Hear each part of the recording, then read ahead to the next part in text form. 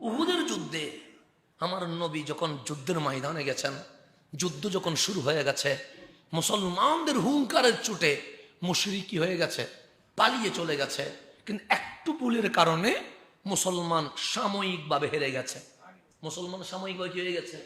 ভুলটা ছিল কি সামান্য, অর্থাৎ মুশরিকরা যখন মাল সম্পদ ফেলে দিয়ে পালিয়ে চলে গেছে, মুসলমান মনে করেছে মনে হয় মক্কার দিকে চলে গেছে, তো ওরা কিছু সম্পদ ফেলে গেছে, এটার নাম গনিমত। তো মুসলমান মনে করেছে জিতে গেছি, সম্পদগুলো কুড়াইতে গিয়ে পিছন থেকে এসে আবার কি করছে, হামলা করছে। ওই হামলার মধ্যে আমার নবীজি আহত হয়েছে। এইদিকে মুনাফিকরা পুরা মদিনায় পাবলিসিটি করছে মুসলমানের নবী শহীদ হয়ে গেছে। পুরা মদিনায় নিউজ কি হয়ে গেছে, ছড়িয়ে গেছে। মুনাফিকরা ঘরে ঘরে গিয়ে বলছে, শোনো শোনো, তোমাদের নবী মারা গেছেন, শহীদ হয়ে গেছেন। এখন আমার নবীর শাহাদাতের কথা শুনে সাহাবায়ে কেরাম স্তব্ধ হয়ে গেছে। যেই মদিনার নারীরা ঘর থেকে বের হয় না, নবীর ইন্তেকালের কথা শুনে মদিনার নারীরা ঘর থেকে বের হয়ে গেছে।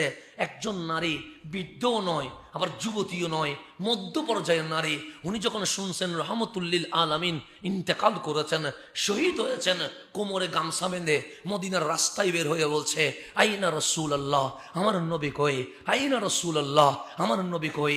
তার সামনে সাহাবায়ে কেরাম একটা খাটিয়া নিয়ে আসবে, তখন বলছে মান হুয়া, তিনি কে? তখন সাহাবায়ে কেরাম বলছে বলতে পারবো না কে, তবে তুমি কাফনের কাপড়টা সরাইয়া দেখো না। তখন ওই মহিলার সামনে যখন লাশ রাখা হয়েছে, মহিলার ডান হাত দিয়ে কাফনের কাপড় মুখ থেকে সরাইতে দেরি, দেখলেন নিজের আপন বাবা উহুদের জমিনে আমার নবীর প্রেমে শহীদ হয়ে গেছে। নিজের বাবার লাশ সামনে কন্ট্রোল করতে পারবে? বাবার লাশের দিকে তাকায়া বললেন, কি শুরু করেছো? বাবার লাশ কেন আনছো?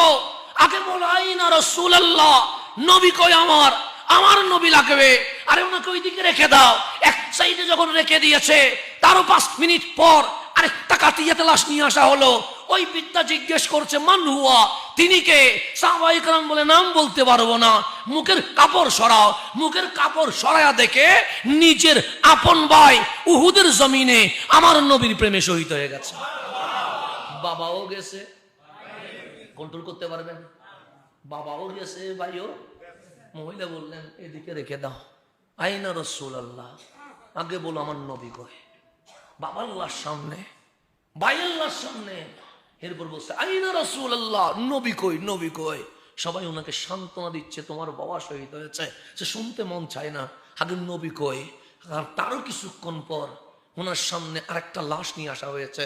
উনি বললেন মান হুয়া, তিনি